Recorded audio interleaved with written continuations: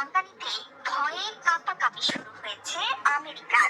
আরব সাগরে আন্তর্জাতিক জলসীমায় আমেরিকার আব্রাহাম লিঙ্কন বিমানবাহী রণতরীকে ঘিরে রেখেছে ইরানি ড্রোন শাহেদ 139। ড্রোনটি আমেরিকার বিশাল রণতরীকে সরাসরি নজরে রেখেছে ও সব ধরনের তথ্য সংগ্রহ করেছে। পরবর্তীতে ড্রোনটিকে এফএমআর সেন্টারে অর্থাৎ আমেরিকার বিশাল রণতরীর প্রতিটি নড়াচড়া ছিল ইরানের চোখের সামনে। এটি প্রমাণ করে দেয় ইরান সামরিকভাবে কতটা শক্তিশালী। ভয়ে কুপকাত হয়ে আমেরিকা বলছে উত্তেজনা বাড়ানোর ইচ্ছে নেই। আত্মরক্ষার জন্য ইরানি ড্রোনকে লক্ষ্যবস্তু করেছে তারা।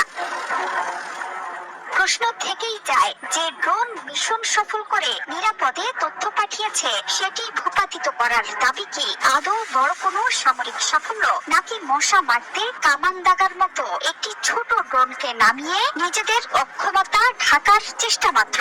এই ঘটনার পরও দমে যায়নি ইরান, আরো একটি শাহেদ ড্রোন পাঠিয়েছে তেহরান। এই ঘটনার পেছনে রয়েছে বড় প্রেক্ষাপট। পশ্চিম এশিয়া জুড়ে মার্কিন সামরিক উপস্থিতি বাড়ছে। ইরানের বিরুদ্ধে বারবার হুমকি দিচ্ছেন মার্কিন প্রেসিডেন্ট ডোনাল্ড ট্রাম্প। তবে ট্রাম্পের জবাবে কঠোর অবস্থানে তেহরান। ইরানের সর্বোচ্চ নেতা আয়াতুল্লাহ আলী খামেনি স্পষ্ট ভাষায় সতর্ক করেছেন, যুক্তরাষ্ট্র যদি যুদ্ধ শুরু করে তা আর দ্বিপাক্ষিক থাকবে না, পুরো মধ্যপ্রাচ্যই জ্বলে উঠবে। ইরানের শীর্ষ জেনারেলও হুঁশিয়ারি দিয়েছেন, ইরানের গায়ে সামান্য টোকা লাগলেও ছারখার হবে গোটা আমেরিকা, কেঁপে উঠবে আমেরিকার প্রতি ইঞ্চি মাটি। পারস্য উপসাগরের আকাশে বার্তা পরিষ্কার, বিশাল রণতরী থাকলেই নজরদারি এড়ানো যায় না। আকাশে কার আধিপত্য, এই প্রশ্নে জোরালো উত্তর দিল তেহরান।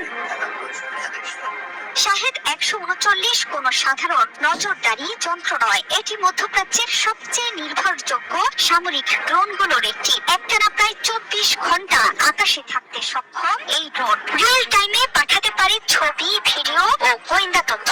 ড্রোন যুদ্ধ মানেই শক্তির হিসাব বদলে যাওয়া। একটি ছোট ড্রোন বিশাল রণতরীর ওপর নজরদারি চালাতে পারলে আকাশে এক ছোট্ট আধিপত্যের ধারণা ভেঙে পড়ে।